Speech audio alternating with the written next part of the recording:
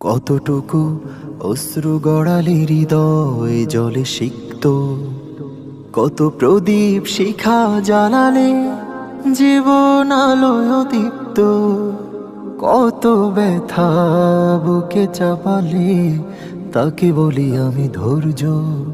নির্মমতা কত দূর হলে জাতি হবে নির্লজ্জ। আমি চিৎকার করে কাঁদিতে চাহিয়া করিতে পারিনি চিৎকার। আমি চিৎকার করে কাঁদিতে চাহিয়া করিতে পারিনি চিৎকার।